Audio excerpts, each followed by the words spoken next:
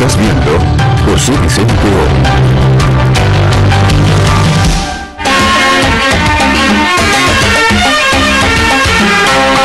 Mi invitado de hoy es un hombre que maneja bien la política, conoce la política y además está bien informado. Se trata del vicepresidente ejecutivo de la República, Jorge Arreaza. Jorge Arreaza cumple funciones sumamente importantes en este momento y es una de las figuras que se está moviendo no solo a lo interno del país, la política interna, sino también en temas tan importantes como la reivindicación del territorio Esequibo, las relaciones con el CARICOM y el tema de la frontera caliente con Colombia. Bienvenido, Jorge. Muchas gracias, José Vicente. Un honor siempre acompañarte. Muchas gracias. Bueno, tú eres un hombre informado. Mi obligación es sacarte información, ¿no? Adelante.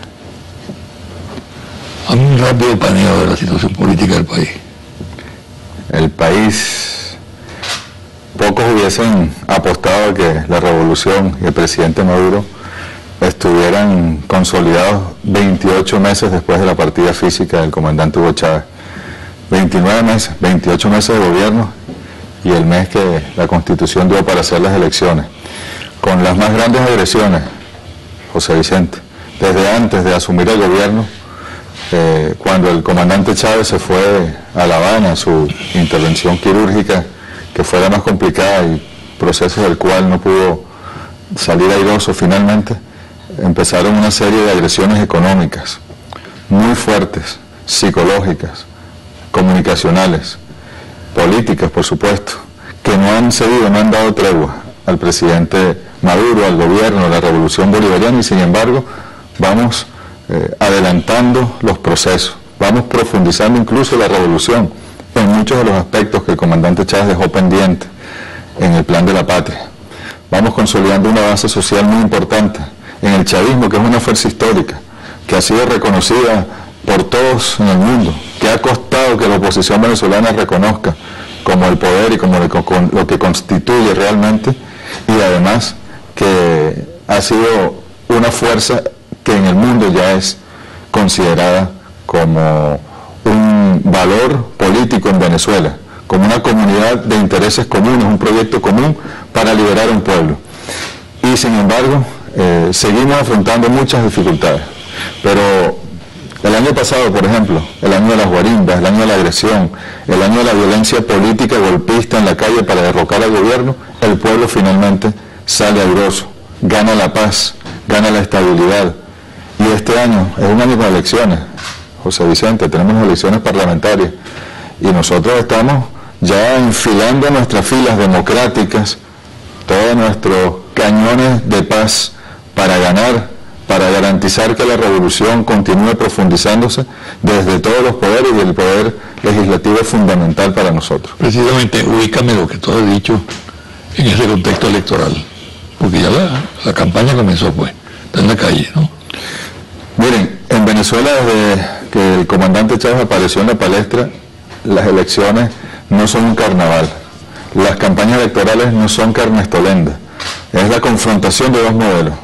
El modelo que propone la Constitución, que propone el plan de la patria, que nos propuso el comandante Chávez y que está dispuesto a profundizar el presidente Maduro. El del socialismo bolivariano del siglo XXI. El de la distribución justa y equitativa de la riqueza entre el pueblo para que el pueblo se apodere o se empodere organizándose y pueda superar sus problemas.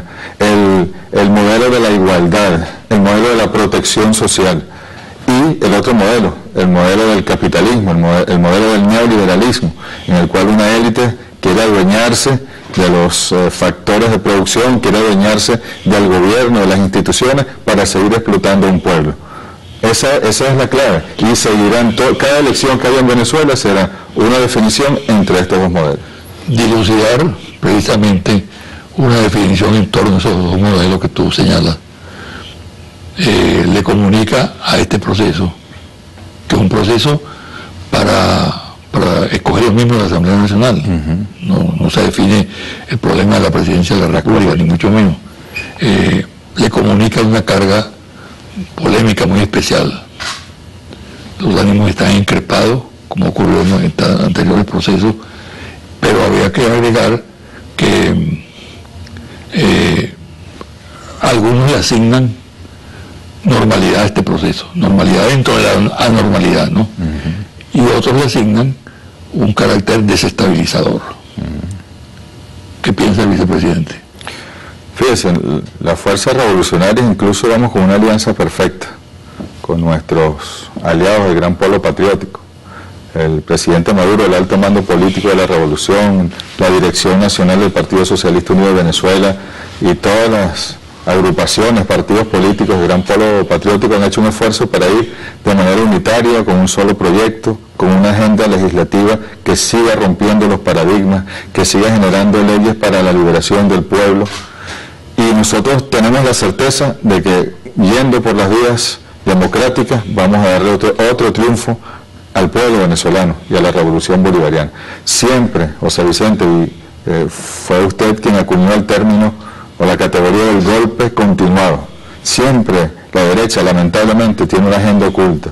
Siempre la oposición tiene una cara para lo electoral y otra cara que es paralela y que está siempre al pie del cañón para actuar y de manera conspirativa, con violencia, como lo hemos visto en los últimos acontecimientos y denuncias que se han hecho, hasta de asesinatos terribles, casi asesinatos que podemos decir de una combinación de la derecha venezolana con el paramilitarismo colombiano para tratar de derrocar al gobierno por las otras vías. Pero el pueblo, que es el que genera el equilibrio, el pueblo que es el sabio en esta partida, siempre va a procurar que permanezca la paz y que podamos salir adelante por la vía democrática, por la vía constitucional. La pregunta que te voy a hacer no es ingenua, ¿no? Yo estoy convencido de que habrá elecciones el 6 de diciembre. Sin embargo, la oposición tiene dudas y ha empezado a especular en torno a la posibilidad de que el gobierno esté metido en una maniobra para que no haya elecciones o diferir esas elecciones. Eso ha sido así no sé cuántas veces. Ellos siempre tratan de deslegitimar los procesos electorales, al poder electoral, tratan de generar una incertidumbre que incluso les termina no favoreciendo, que generan abstención en todo caso. Y cuántas veces nos han dicho, el presidente Chávez va a suspender las elecciones, esto es una maniobra, Maduro no va a hacer las elecciones de las alcaldías en diciembre, antes de que el Consejo Nacional Electoral le pusiera fecha a las elecciones. Bueno, andaban desatados haciendo huelgas de hambre y viajando por todo el mundo diciendo que en Venezuela no habría elecciones. Yo mismo tuve la oportunidad de ir a la cumbre de la CELAC y la Unión Europea y allí tuve que decirle a los primeros ministros y presidentes de los países europeos: no caigan en la trampa de la oposición. Va a haber elecciones en Venezuela, va a haber la 20ª elección y la 19ª victoria de la revolución bolivariana. Ahora, si eso es tan obvio, ¿no? Yo creo que para la mayoría de los venezolanos es obvio que va a haber elecciones. Correcto. Entonces, ¿por qué apelan ese recurso? ¿Qué hay detrás de ese planteamiento? Esos son ventanas que ellos abren para los factores de la conspiración. Son relatos paralelos a los formales, para ellos dejar un espacio allí para que pueda haber una generación de violencia en la calle, para que pueda haber un manifiesto de alguien llamando a un golpe de Estado. Siempre ellos han dejado parte de su relato, de su narrativa política y electoral abierta para que puedan entrar los factores de la conspiración. Otro aspecto que maneja la oposición sistemáticamente es que el tema de los observadores, ¿no? Es decir, si no hay una observación donde esté involucrada la OEA, la Unión Europea, etcétera, etcétera, ¿no? Esa elección está marcada por la posibilidad de fraude. Una cosa increíble, José Vicente, nuestro sistema electoral es el más transparente. A veces uno va a otros países que nos corresponde ir y nos dicen: admiramos su sistema electoral, han venido técnicos del Poder Electoral venezolano a asesorarnos para nosotros emular esa experiencia. Y en Venezuela hemos ido avanzando. Esta no es la Venezuela del año 2002, del año 2004. Esta es una Venezuela donde el Poder Electoral se ha fortalecido. Hay un sistema de acompañamiento electoral en todas las elecciones que ha habido. Hay un sistema de auditorías previas de auditorías durante el proceso electoral y de auditorías posteriores al proceso electoral. Un sistema donde el 54% de las papeletas se cuenta, cuando tranquilamente con una fórmula estadística confiable pudiese ser el 3 o el 4% de las papeletas para verificar la elección. Es volver a los esquemas del colonialismo, del tutelaje, lo que quiere la oposición venezolana, que venga el Ministerio de las Colonias, ese moribundo, la OEA, a verificar las elecciones nuestras. Y nosotros, como pueblo, con lo que hemos avanzado, no podemos permitir eso. Hay un acompañamiento, hay nuevas instituciones, está la UNASUR, la Unión de Naciones del Sur, que va a mandar una misión de acompañamiento, que va a estar antes de las elecciones, y van a venir acompañantes internacionales de todo tipo. Y ni siquiera, eso es el gran valor de la elección, ellos pueden dar su opinión, pero la votación definitiva la va a dar el Consejo Nacional Electoral siempre. Definitivamente hay elecciones el 6 de diciembre. Definitivamente. Definitivamente no viene la OEA. Definitivamente hay elecciones, va a haber una victoria popular y los acompañantes serán quienes respeten a Venezuela, quienes respeten al pueblo y no quienes quieran tutelar al pueblo. Jorge, vamos a hacer una pausa y al regresar vamos a hablar de esos temas que señalé inicialmente, ¿no? Seguro. Esequibo, el Caribe y la fronterita. Correcto.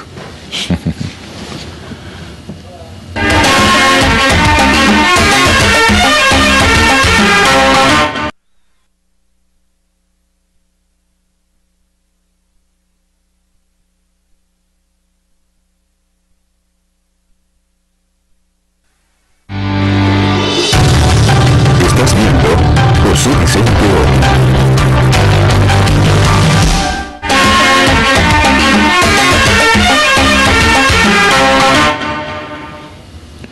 Jorge, la política exterior de Venezuela tiene la huella, la marca, la inspiración profunda del líder del proceso, el presidente Hugo Chávez.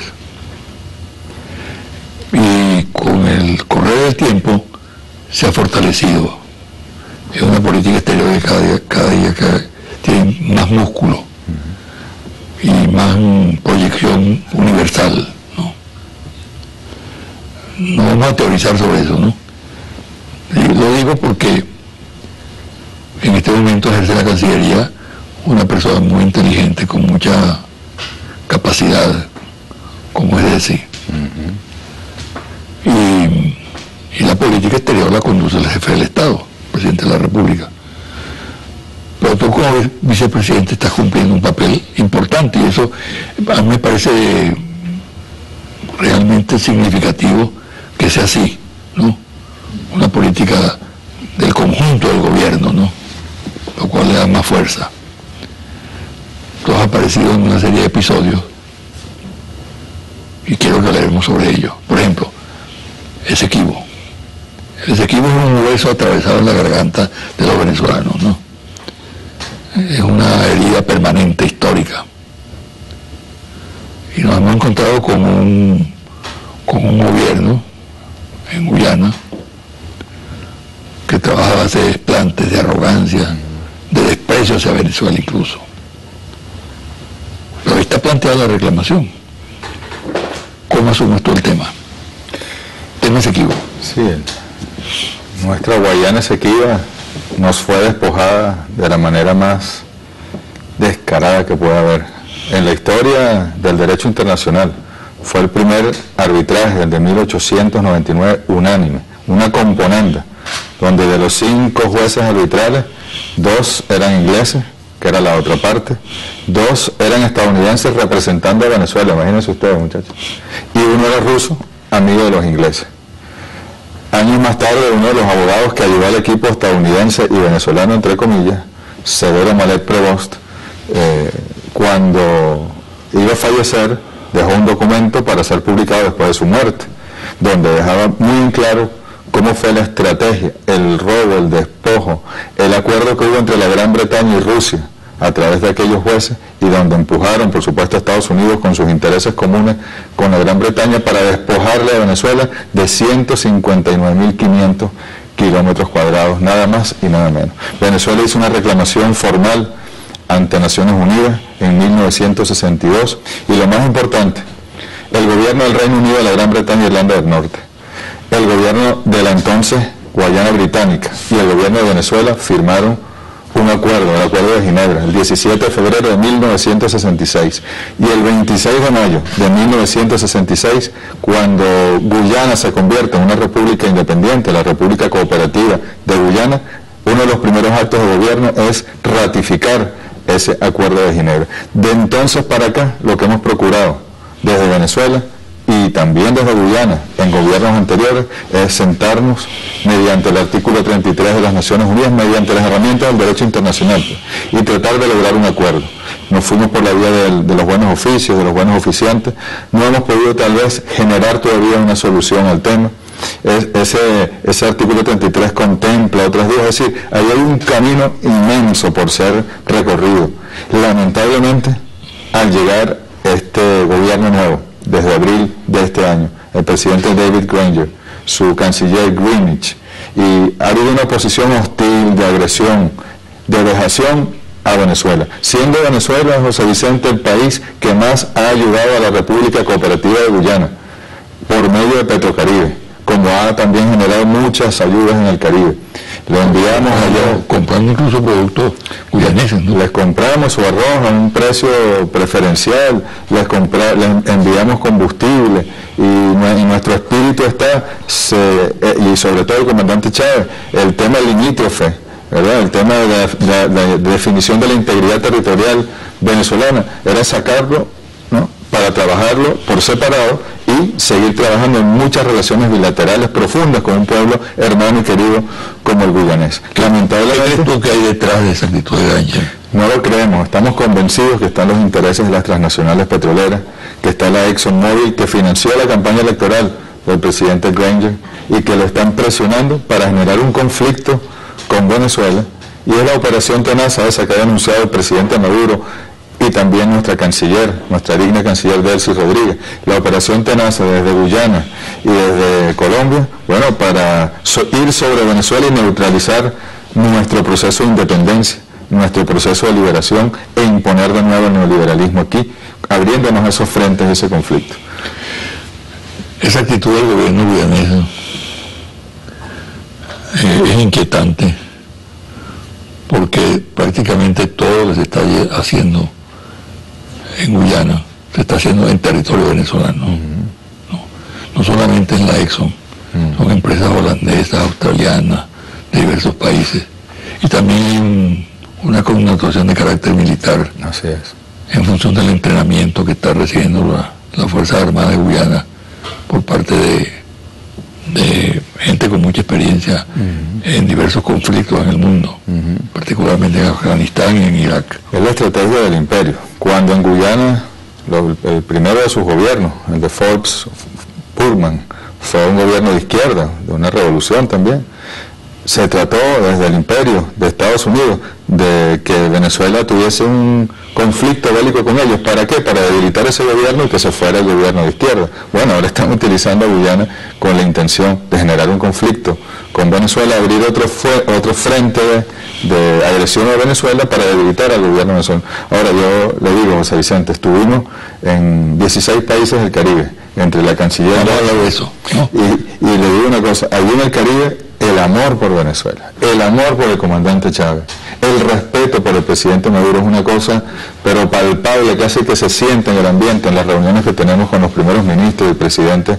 del Caribe, una cosa que de verdad nos impactó y nos emocionó, muy emotivo, de verdad, han sido las reuniones con el Caribe. Y ellos, si bien el CARICOM ha apoyado históricamente la posición de Guyana y el lado arbitral, siempre han dicho que si Venezuela y Guyana logran un acuerdo bajo el Acuerdo de Ginebra, valga la redundancia, distinto al que está vigente desde 1899, ellos reconocerán y se acogerán a ese nuevo orden que establezcan los dos países. Y están muy preocupados porque el presidente Granger no ha querido sentarse civilizadamente con el presidente Nicolás Maduro, ni el canciller con nuestra canciller, para llevar adelante esto por los caminos del derecho, por los caminos de la paz y la diplomacia bolivariana de paz que generó nuestro comandante Chávez y que llevó de la mano el presidente entonces canciller Nicolás Maduro, tenga usted la seguridad que es la que se va a imponer en este proceso. Tú tienes entonces, después de esa gira por el Caribe, una visión positiva. Absolutamente, ¿No? absolutamente. Porque existe la impresión en algunos sectores de que por razones, algunas de las que tú señalas, otras de tipo étnico, las características de la población guyanesa, y considerarlo un país muy vinculado al Caribe, la reacción sería distinta en el Caribe, en los países caribeños. No, de verdad que han sido tan receptivos, tan comprensivos, sin tomar partido. Nadie les está pidiendo que tomen partido, pero lo que sí han hecho es compartir con nosotros la preocupación porque un gobierno de su comunidad no ha cedido y no se ha sentado a negociar con nosotros, no ha vuelto al Acuerdo de Ginebra, que es el acuerdo vigente, suscrito y ratificado por ellos cuando llegaron a ser independientes. Y estamos seguros que el Caribe también, esa comunidad hermosa, nuestros hermanos que eran invisibles para nosotros antes del comandante Chávez, que Venezuela limitaba al norte con el Mar Caribe y no limitaba con, 10 países, 12 países con los que limitamos, hasta con Estados Unidos tenemos frontera a través de Puerto Rico, en la frontera más norte, gracias a Isla de Aves. Tenemos la seguridad de que ellos también van a tomar las acciones para que se generen las condiciones para, con la diplomacia de la paz, sentarnos y reencauzar por la vía diplomática, pacífica y del derecho internacional esta disputa histórica con Guyana, que tendrá que resolverse, pero se resolverá solo si los dos países estamos de acuerdo en las soluciones propuestas. Tú también has estado en la frontera con Colombia, ¿no? Vamos a decir, la frontera caliente, el laberinto de esa frontera, ¿no? ¿Qué impresión sacas? Primero, del efecto de la política de Venezuela y por consiguiente del presidente Maduro, ¿no? El cierre de la frontera, las especulaciones que ha habido, la lamentable actitud de la oposición venezolana en ese tema, como en el Esequibo también, ¿no? Bueno. Mira, José Vicente, el ir a San Antonio del Táchira, a Ureña, conversar con la gente en la calle, con los trabajadores, y que ellos te digan, por primera vez en 30 años no tengo que hacer cola para echar gasolina, o estoy volviendo a consumir leche en polvo, aceite, ya conseguí jabón para bañarme, que no lo conseguían, no porque no llegara, sí llegaba desde Venezuela, o lo producimos o lo importamos, sino porque se lo llevaban, el contrabando, el bachaqueo, así como lo han llamado coloquialmente, hacia Cúcuta y hacia Bogotá incluso, llegan esos productos. Y entonces nuestros compatriotas venezolanos y también los colombianos que viven con nosotros allí en territorio venezolano tenían que ir hasta Cúcuta y comprar cualquier alimento, cualquier medicina venezolana o importada por nuestro gobierno con tanto esfuerzo, 10, 15, 20 y hasta 100 veces su precio en Venezuela. Entonces era la negación de sus derechos a la alimentación, a la salud. Era una situación muy complicada. Ahora hay que entender algo, José Vicente. Colombia no es cualquier vecino. Nosotros amamos a Colombia. El libertador Simón Bolívar, liberó primero a la Nueva Granada incluso que a Venezuela. Pero la situación de Colombia es muy compleja, es muy heterogénea. El territorio colombiano no siempre está bajo el resguardo y la ley de su Estado. A veces en nuestra gran frontera de más de 2.000 kilómetros, ahí donde limitamos con la guerrilla, ejerce el gobierno la guerrilla. Hay también sectores donde limitamos con las fuerzas paramilitares, hay sectores donde limitamos con el Estado, hay sectores donde delimitamos en zonas de conflicto donde están enfrentados guerrilla y paramilitares, sectores donde están enfrentados guerrilla, paramilitares y Estado, sectores donde parece que hay Estado, pero resulta que el gobernante regional o local y responde a los intereses de los paramilitares y no del Estado. Es una complejidad. Sí, y allí la frontera con el narcotráfico. Bueno, el narcotráfico que es algo que está ahí subyacente en todo esto. Pero allí donde están esos conflictos, donde hay paraestados, donde no está el Estado, porque el Estado colombiano, por más liberal que sea, tiene su fórmula formal, tiene su protección social, sus políticas sociales, pero allí donde no hay Estado, se generan las condiciones del capitalismo más salvaje. Eso que el presidente ha dicho, el capitalismo paramilitar de la ultraderecha colombiana. Allí ese pueblo colombiano está sujeto a la tragedia más grande y esa tragedia nosotros no podemos permitir que se traslade a Venezuela. Y por eso la decisión del presidente Maduro, primero de cerrar los pasos fronterizos en esos municipios. Y segundo, de generar un nuevo orden definitivo con el estado de excepción, creo que va a ser muy sano. ¿Hasta dónde va a llegar el estado de excepción? El estado de excepción, ayer estuvimos presentes, y es un estado de excepción humanista. Es un estado de excepción donde los militares están hablando con los compañeros incluso. Pero hay una campaña internacional de que... Pero es que la campaña la campaña mediática contra Venezuela es una cosa atroz. Allí se estuvieron violando los derechos humanos de nuestros compatriotas venezolanos que viven allí y de los colombianos que viven allí durante décadas. Y resulta que ahora acusan a Venezuela de violación de derechos humanos. Bueno, menos mal que el presidente Santos fue a Cúcuta y por primera vez en su vida ofreció viviendas, ofreció empleo, ofreció llevar combustible. O sea, gracias al presidente Maduro, el presidente Santos va a ejercer gobierno en esa zona del país. Eso es un buen resultado en todo caso. Y es un estado de excepción, no como aquellos de la Cuarta República que tú viviste, incluso yo pude vivir en los 90, de temor, de no poder salir, de toque de queda, de allanamientos, no, es un estado de excepción para regularizar, para equilibrar. Hemos arrancado un registro económico productivo en primera instancia, después va a ser social, sobre la familia, su vivienda, su condición de vida, su empleo, incluso de servicios e infraestructura, para poder generar nuevas condiciones en la frontera venezolana. El Procurador General de Colombia ha anunciado que va a llevar ante la Corte Penal Internacional a Venezuela por delitos de lesa humanidad. Bueno, ¿sabes? Un actor seguramente está muy vinculado con Álvaro Uribe Vélez para decir semejante cosa. Ayer la canciller de Colombia reconoció que el contrabando le hace un gran daño a Venezuela, que el conflicto armado en Colombia le hace un gran daño a Venezuela, que el narcotráfico de Colombia le hace un gran daño a Venezuela. Pudiésemos nosotros tomar esa declaración también e ir a los organismos internacionales, ya a confesión de parte, pero no es en lo absoluto el espíritu de nuestra relación con Colombia. Pueblo al que amamos, gobierno al que respetamos y queremos, y con quien queremos construir ese nuevo orden en la frontera para la protección. Ahí tiene que darse una simbiosis, pero no una simbiosis parasitaria, sino una simbiosis mutualista, como llaman los biólogos, donde los dos, con la interacción que está allí, bueno, podamos salir adelante y compartiendo y recibiendo beneficios ambos pueblos, no una relación parasitaria donde abren un boquete a nuestra economía y donde se llevan nuestros productos, donde la política monetaria de Colombia agrede a nuestra economía, donde hay leyes contra el contrabando supuestamente en Colombia, pero que legalizan unas cantidades, es decir, que legalizan el contrabando de alguna manera, donde los alcaldes le cobran impuestos a los contrabandistas de combustible, a contrabandistas de alimentos, es decir, legalizan el contrabando. Eso es una situación inadmisible, intolerable, y para proteger al pueblo de Venezuela, no solo el de Táchira, ni de otra frontera cuando se tomen las acciones allí, sino al pueblo de Venezuela todo, el presidente Nicolás Maduro con mucha dignidad y firmeza tomó las decisiones que tenía que tomar. Son decisiones irreversibles. Cuando la frontera se vuelva a abrir, será bajo nuevos códigos. Es difícil también, José Vicente, son los dos modelos una vez más expresados ahora desde un punto de vista de países vecinos.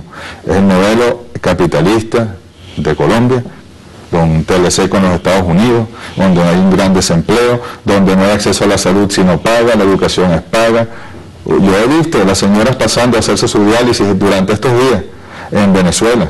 He visto a los señores yendo a hacerse sus tratamientos de quimioterapia en Venezuela, y nosotros le abrimos las puertas para que lo hagan, porque si tuviesen que hacérselo en Colombia, seguramente se morirían, porque no hay acceso para ello. Y aquí en Venezuela estamos protegiendo al pueblo, estamos consolidando nuestro sistema socialista. Nosotros no vamos ni a privatizar la salud en la frontera, ni a privatizar la educación, ni vamos a poner los precios de los alimentos y el combustible a nivel internacional para que no haya contrabando. No, nosotros vamos a seguir protegiendo al pueblo de Venezuela todo, y al pueblo del Táchira, y del Zulia, y del Apure, y de Amazonas en particular, pero jamás vamos a permitir nosotros que estas condiciones nos hagan retrogradar o retroceder en la disposición de construir un sistema de protección del pueblo, que fue la orden que nos dejó el comandante Hugo Chávez. Tú hablas con mucho énfasis, pones el acento en lo positivo. Eso significa que tú eres verdaderamente optimista en cuanto al futuro. Absolutamente.